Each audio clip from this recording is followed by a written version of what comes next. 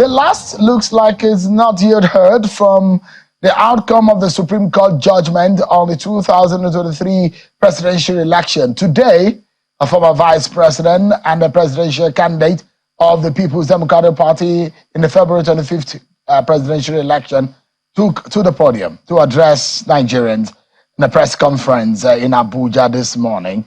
And he has dissected the Supreme Court judgment from his own standpoint and what his lawyers have briefed him. And he says it leaves anything to be desired. And he's giving a lot of suggestions on the way forward for the constitutional development of this country, and of course, our electoral process. I'll allow you to listen to a portion of that statement. Then my guest tonight will be dissecting these issues for us. Take a listen to Atiku Abubakar earlier today.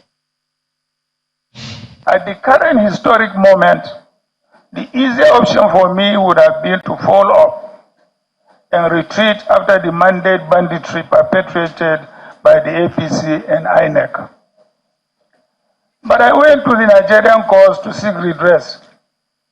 I even went to an American court to help with unraveling what our state institutions charged with such responsibilities were unwilling or unable to do, including unraveling the qualifying academic records of the person sworn in as our president, and by implication, hopefully, who he really is.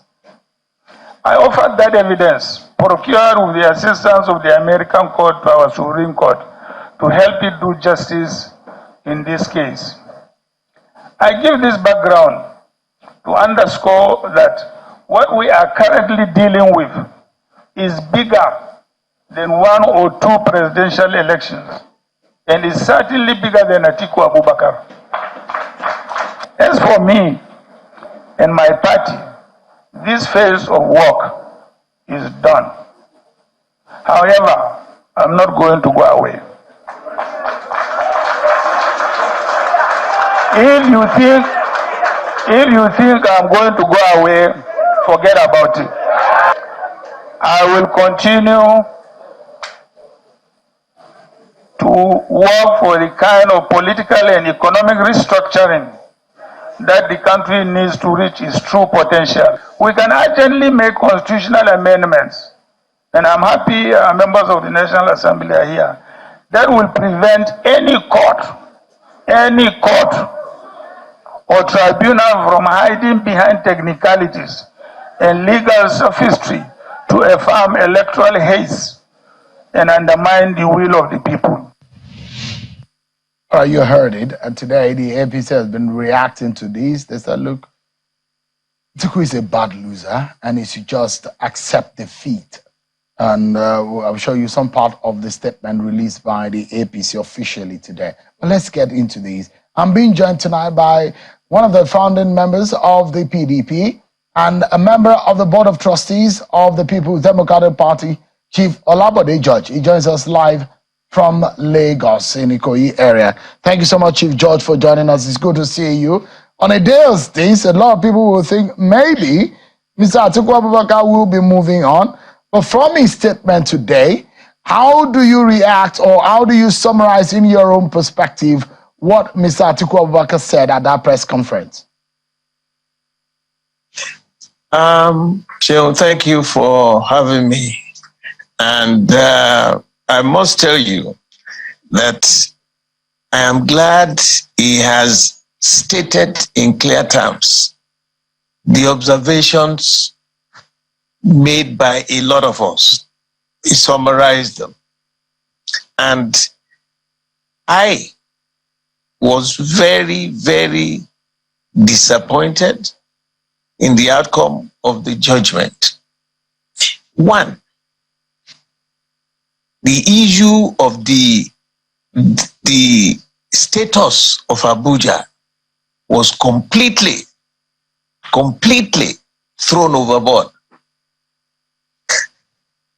In the laws of our electoral process, it is stated if you have to be declared a winner, you must have the majority votes and 2/3 of 25%, 2/3 of the states of Nigeria must have 25% of the votes in 2/3 of the federation. And we have 36 states. And that means 24. And Abuja. Abuja is not a state. And for them to now regard Abuja as if it's a state is a misnomer. So Atiku's observations, as far as I'm concerned, were genuine and honest. And I remember before the elections, I pleaded that the definition of democracy is government of the people, for the people, by the people. Please, Supreme Court, don't turn it into the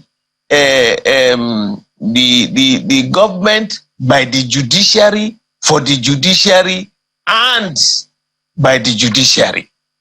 That's what happened. 7 justices declared Bola Tinubu as the winner. So what have you done with the participation of the people? Democracy is about the people. For them to sit and say, yes, you are right, you are wrong, it's a misnomer. Chief Judge, I'm not a lawyer, but yeah, I have my logical sense. Yeah, so if I may jump I accepted. Yeah. If I may jump yes. in, yeah. There are those who will say, yes, Bode George has never wanted Bola Tinubu anyways. You are being almost an eternal opposition to Bola Tinubu. You have also said that you will flee the country should Bola Tinubu win an election, that you never saw him becoming Nigeria's president. And those who hear you tonight will say, we are not surprised. Those who say, you have consistently said you do not want a Bola Tinubu as president. Perhaps the reason why you are in support of Atiku's statement, or why you're saying what you're saying tonight. No, that's a misinformation. That is not, when you are on the political field and you have your opposition, there were reasons why I said I would never work with him and support him. Because all these issues you think they have been swept under the carpet? No. What Atiku repeated today, I am happy he repeated them. He had been a supporter of Bola Tinubu from 1999. Now, haven't seen what we have seen, and everybody is saying, let's accept it, let's go, let's do this, let's do that. To me, if you do anything that is not right, you can't sweep it perpetually under the carpet. The 7 justices now decided this is the man who has won. Everybody is telling us, let's roll on. There's nothing anybody can do now. That was the end of the electoral process. My point is that what I am happy he enumerated and stated in clear terms his observations and suggestions, which we had said that the constitution we are running in this country is very, very defective. It is nothing like, it is like a military book of law that only one person will be deciding all the things for Nigeria. No, even in America, the president of America has his limitations. What about the states? What about the states? The governors are even equally more powerful on the resources within their state. Reduce the powers at the center and devolve powers to the state. That I had a quarrel with Bola Tinubu, it's not personal. We disagreed of many fundamentals, political fundamentals, and those things are still there. Yes, they had sent emissary to me that, look, let's tone down, and I accepted it. If old elder people came and I said and told you that, please, surulere, in other words, calm down. That's why it's our country. Getting to Abuja is not the problem. Managing Nigeria from Abuja is a major concern for us. The issue of insecurity, the issue of religion, the issue of the economy. the monetary and fiscal policies of this country. Look, every inch you keep dishing out money, borrowed money, too much money versus few goods. That leads you to hyperinflation. All right, These Chief are George. basic things that we. Yeah. It's not time for governance. Chief George, let me. There's nothing I can do physically. Yeah, I have quite a long list of questions for you, so I'd like to quickly get it in quickly before the end of the show tonight. Okay. So one of the question is for you. I mean, some emissaries have come to you to plead with you, and for the age, the caliber, the status of an Atiku Abubakar. The election had been conducted, executed. The Supreme Court had given its final. There isn't anything anyone can do except if God himself speaks from heaven. That is how our laws are made. The Supreme Court's judgment is supreme. And they are the only ones that can reverse their own decision. Now, the question is that those who believe or think that for any person who is categorized as an elder statesman, shouldn't they be thinking of how they will work with the government of the day in the interest of the Nigerian people? Are you, for example, hoping that you could also contribute your quota in helping your kinsman, Bola Tinubu, to make Nigeria better? Is there a possibility? And perhaps also telling your very good friend Atiku Abubakar to do same. Is that possible? Look, there's nothing impossible in life if you have the fear of God in you. That doesn't mean if you see something wrong, you shouldn't talk about it. So you don't just accept that things are okay. We disagreed with the explanations made by those 7 judges, and we remain divided on that. So the fact that it's a nation, we must work together. But at the same time, you must have a solid opposition group who will ring a bell once they start deviating from the norm. If you don't have opposition that all of us will just carry along and start running like idiots, no. What is the essence of governance?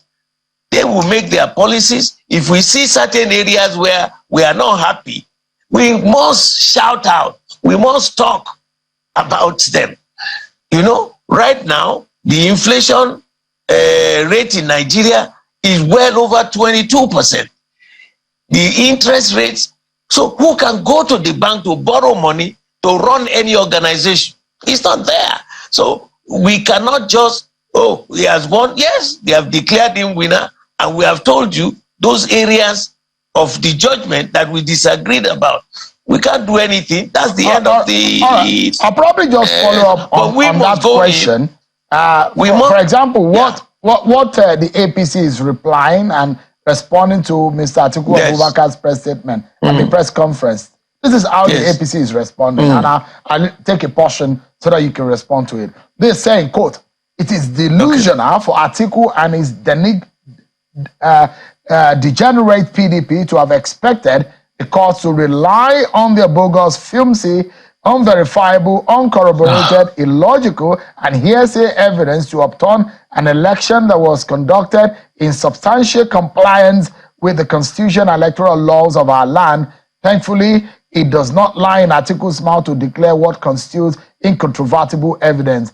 That is a constitutional duty of the court, and which they have discharged honorably and creditably." That is a position of the APC. Are you telling me that there is a human being that is like God? There are no flaws within the judgment? I told you, just one major issue. Their definition of the status of Abuja is completely rubbish. The Constitution is clear. It is 2/3 of the states of Nigeria and Abuja. Bola didn't win 25% in Abuja. They declared him the winner. It's an anomaly. The fact that we talk about it doesn't mean you are going to change it. But let's put it on record. If it is done genuinely, positively, and righteously, why should we fight against it? We are making our statements for the pages of history in the future. We had had all kinds of judicial statements. You forgot the 12 2/3 of 19 states in those days, where Papa Kijide was defined, yes, redefining this and talking about 12 2/3 that it is. And you read the judgment of Justice, the late Justice Enshaw, on that matter. Now it's a unanimous decision, and we are telling you, look, listen, go and read the valedictory speech by that justice who just retired. He calls to question a lot that is going on. And my own belief is that we should tarry. The fact that the judge now said, oh, the Supreme Court has declared him the winner, doesn't mean they are right. We are seeing the flaws in it. There's no perfect system anywhere. We are in the opposition.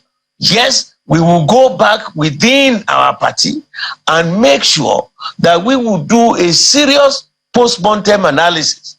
Where we went wrong. How did we get to this level?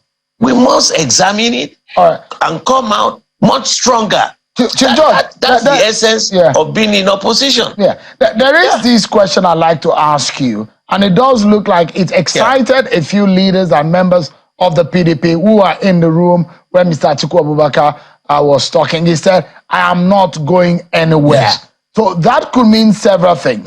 It could mean whether or not he had interest in running again in 2027, or it could mean that he's still going to be a leader of the PDP and help the PDP to rebuild and build capacity or be an opposition. It could mean several things. But I mean, for those who think that Bode George was one of those who worked against Atiku Abubakar, and you were in support of those who are anti-Atiku Abubakar in the PDP. Should Atiku Abubakar decide to run in 2027, do you think is the right thing to do from the statement he made today? No, so, look at life. Who can guarantee that he will still be alive by tomorrow in any human being? It's a long haul. I told you, we will meet. We will do an in-depth analysis, post-mortem analysis of this game. And the party haven't done that. The party must come to a decision on where we were not able to do well. Why did we find ourselves like this? There were issues that divided us. And I warned at that time that a divided house will be a defeated house. Now we've learned that lesson. We will go back. Atiku has made his statement. The members of the working committee must come to NEC. I have suggested that there must be a committee set up, a high-powered committee that will go through each state, so that we will know where we went wrong. Why did we lose A, or why did we win B? And those are things that must be taken. If not, then we are just messing ourselves up big time. All right. You cannot just suddenly conclude that whatever statement he made, as long as he is there, until another candidate emerges as the leader of the party, he will remain, because he's still the presidential. He was our presidential candidate. That is the norm. That's the practice in our party. It doesn't mean anytime he comes and he dictates to us, we will also say, yes, sir. No. He will lead. And we, in our party, we now need to put some elders as elders in the room to be able to calm the nerves of so many of our states. Yeah. Let's anchor on this note. Nyesom Wike is your very good friend and your ally, and you'll see what is happening in Rivers State today. I'd like you to anchor on that note to give us your view on what is going on. If you have to speak, someone like Chief Edwin Clark had told President Tinubu to warn him about the situation in Rivers State. You are close to former Governor Nyesom Wike. What will you be telling him tonight about what is going on in the state? You know what I will tell all sides? Like I said just now, I said we need elders in the room who will call everybody to order. What is happening in Rivers is despicable. It is heart-wrenching.